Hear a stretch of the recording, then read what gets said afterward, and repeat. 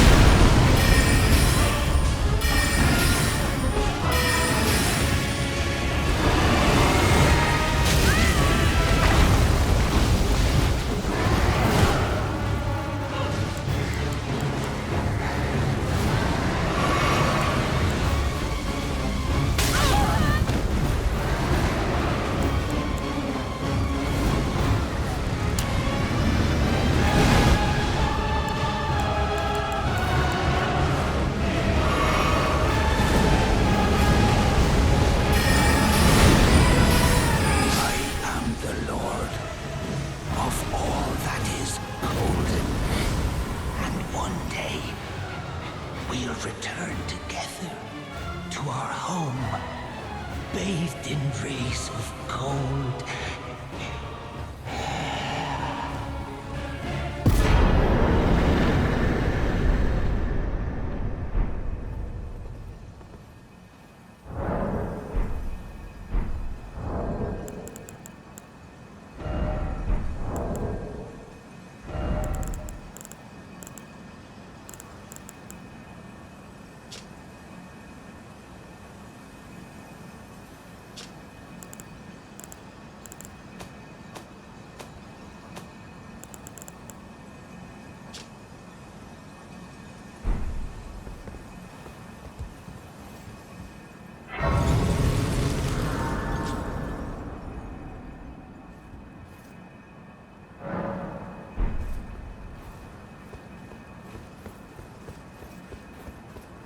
What a pathetic excuse for a lord you were. Craven to the bone. Pushing... Oh! Hello there. This weasel was... Godric was always looking down on me. He got what he bloody deserved thanks to you. I'll tell you though, what goes around comes around. He had an ugly heart, an uglier countenance, and met the ugliest of ends, eh?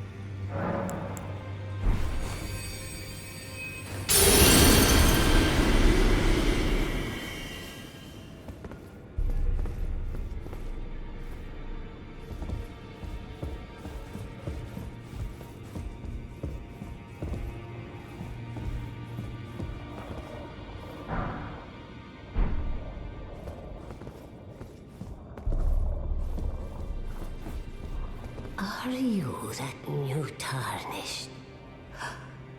You've done well. I am Enya the Finger Reader. I interpret the words of the fingers, envoys to the greater will. Look there. The fingers tremble to welcome you, Shardbearer. Let their wisdom wash over you. Great Elden Ring, root of the Golden Order, anchor of all lands, giver of grace, wellspring of all joy. Until it was shattered, the tragic corruption of the Order has taken its toll. Across the realm, life lies in ruin, fallen to pieces. Foul curses and misery spread, unabating. But the greater will has not abandoned the realm, nor the life that inhabits it. So it is that the tarnished are guided by grace, called to act.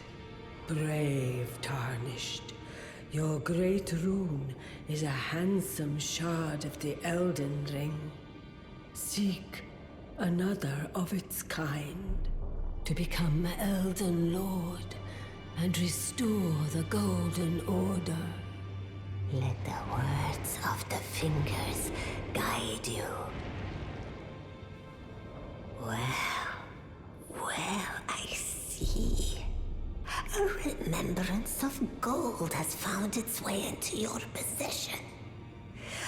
Demigods and even the greater of the champions are hewn by the Earth Tree upon their end into remembrances. They are valuable indeed.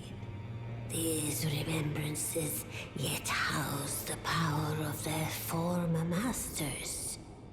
And should you wish to wield that same power, well, I will lend you the strength of the fingers. Do not recoil from my offer. The fingers guide us all. And you, tarnished, you are here to take, are you not?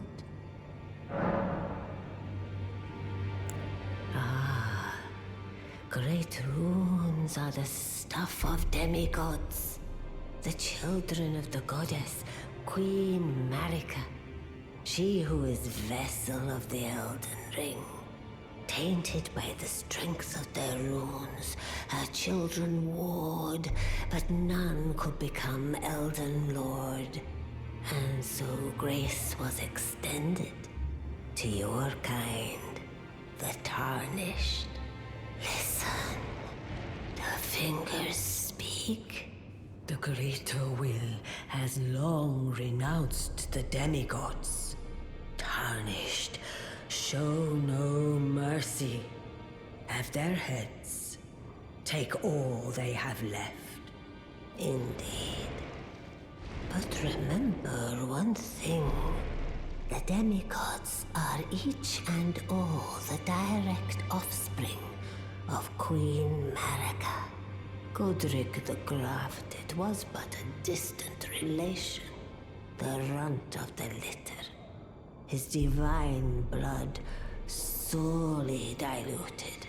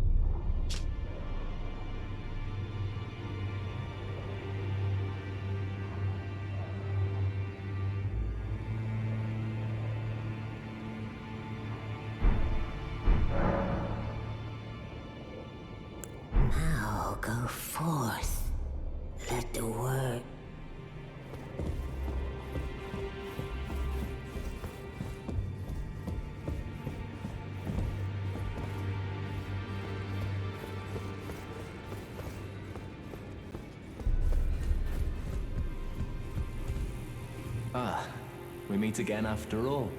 I apologize for any offense given by my bearing, but I'm quite unable to move, you see. So, what do you need? Ah, so you've met Dee. Dee is an old friend. We found ourselves journeying together for a time, bound by our exploration of death. But our paths have since diverged, never again to cross. Though that's hardly an uncommon fate for two friends. Dee was telling me that he discovered the mark of the centipede. The centipede is an ancient symbol of the curse mark. As long as whoever finds and uses it is not nefarious by nature, then we may be able to form an alliance. If only I could speak to them in person. And if they were like you, all the better. The misshapen corpse under Stormvale. That is a sacred relic of the Black Knives plot, as that famed night of assassination is known. It happened during the golden age of the Erdtree, long before the shattering of the Elden Ring. Someone stole a fragment of the Rune of Death from Malekith, the Black Blade, and on a bitter night, murdered Godwyn the Golden. That was the first recorded death of a demigod in all history, and it became the catalyst. Soon, the Elden Ring was smashed, and thus sprang forth the war known as the Shattering. I once wished to become a scholar, you see. I've spent many an hour scouring the archives for knowledge of that fateful plot. The world has grown crooked, and if you intend to put it to rights, you'd better understand what happened to make it this way. And that thing is to blame for the shape I'm in now. I urge the utmost caution. Don't disturb the corpse more than necessary. Ah, you defeated Godric and claimed yourself a great rune. Looks like we both got what we wanted out of Stormvale, didn't we? Well done, friend. Something to mark the occasion. Go on, take it. As you might have guessed, I still can't move. My fighting days are behind me. No need to be polite. I've no use for it anymore.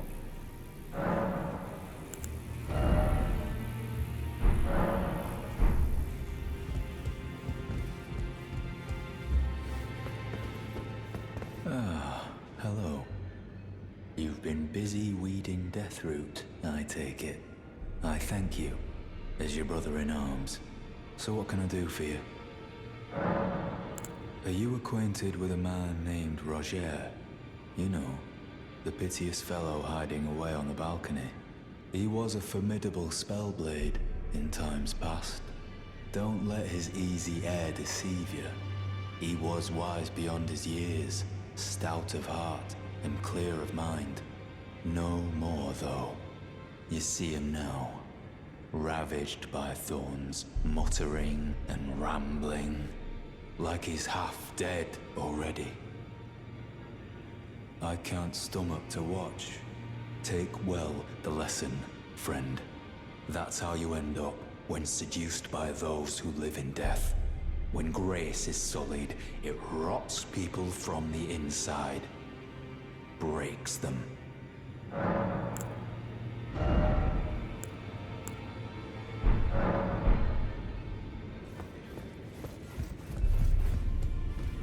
Oh, still need something?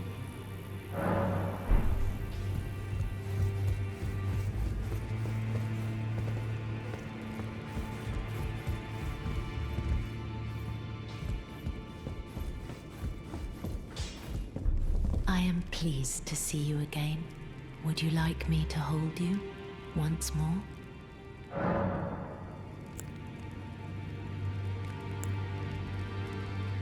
Now, come closer.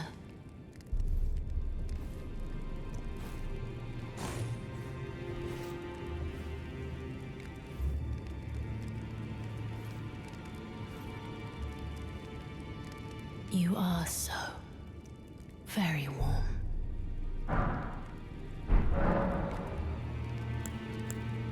I was known as a deathbed companion. Where I come from, after I received the warmth and lively vigor from a number of champions, I lay with the remains of an exalted noble. To grant him another chance at life. To do so is the purpose of my being. But before I could bear the noble into new life, I was awakened by the guidance of grace and chased from my birthplace. Pray, be kind. Despite all that, I still wish to be a deathbed companion. So please, let me hold you like this, as often as it takes. My dear, have you ever heard of Black Knife Prince? Dear Roger likes to talk of them when abed, and the ancient plot in which the first of the demigods was slain. The black knives wielded by the assassins who committed the act, along with the impressions they made, somehow hide the truth of the conspiracy. These grand affairs are hardly my forte, but dear Roger began to weep as he spoke. In truth, I've heard tell from someone else about the Black Knife Prince that fascinate dear Roger so. But it wouldn't be right to give this to him, stuck as he is in the Round Table Hole. Perhaps you could make use of it?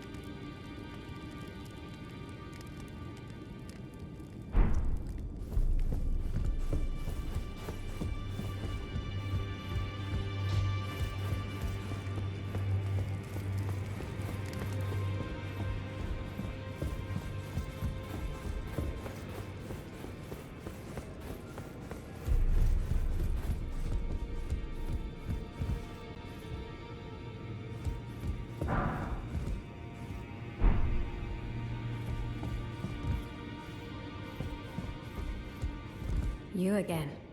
I thought you'd receive a summons to the Round Table. Nefeli Lu. We met at Stormvale. I'm glad to see you here. I have something for you. I found it in Godric's grafting grounds. You defeated him. You should have it. Make good use of it. I don't intend to make a habit of scavenging corpses. Ah, yes. I wonder if you've met my foster father. He's in his study. The room Encher's guarding just over there. If you haven't already, I advise you introduce yourself. Father is leader of the Round Table. I'm sure talking to him will be worth your while. It's about time I headed off. I'll see you again, warrior, should the fates deign it. It's about time I headed. I'll see you again.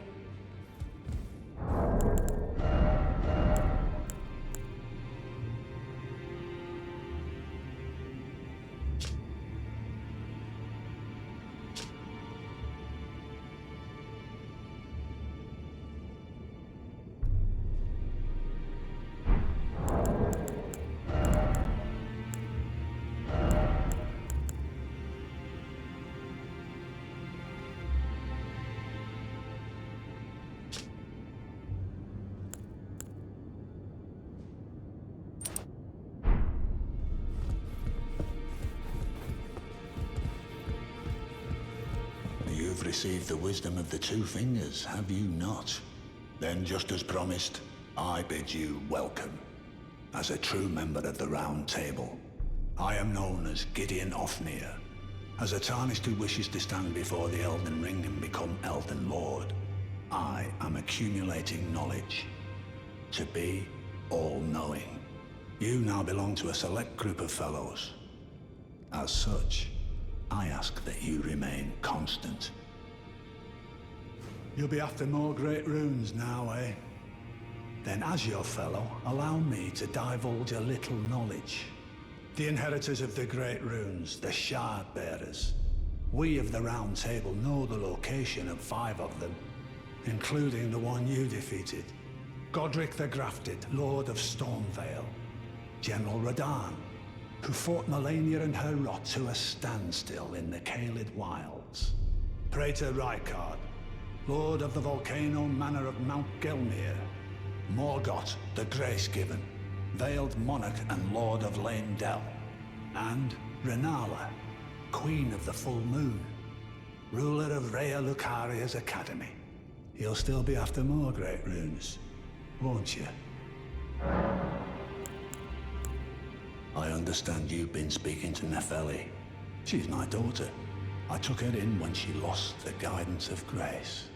Though a mere axe-wielding barbarian, her youthful credulity suited my purposes. So I put her to work. Do not hesitate to employ her. Should her services benefit you, despite her looks, she is more than capable in the press of battle. So, Godric the Grafted, Lord of Stormvale. Despite being the blood of Godfrey, first Elden Lord, he's a grotesque old fool grasping for power. His castle lies upon the cliff to Limgrave's northwest, but I suspect you know that well enough already. General Radahn, the famed Red Lion and Scourge of the Stars, is a ferocious warrior. He fought Melania and her rot to a standstill in the Caelid Wilds to Limgrave's east. And now Caelid has been engulfed by the Scarlet Rot. Even approaching the region is no mean feat. I've heard survivors of Radahn's army are still in the wilds, staving off the rot with fire. And if it's true, I suspect Radahn is still there as well, in Caelid. Though, I doubt he much resembles his former self anymore. Praetor Rykard is the Lord of the Volcano Manor on Mount Gelmir. He is a ruthless justiciar who commands a company of inquisitors, reviled for his serpentine demeanor. The volcano, Mount Gelmir, lies in the west of the Altus Plateau, the realm of the Erd Tree. It was the stage of the most appalling battle in the entirety of the Shattering. Rykard has committed the grave sin of blasphemy, marking himself as an enemy never to be forgiven.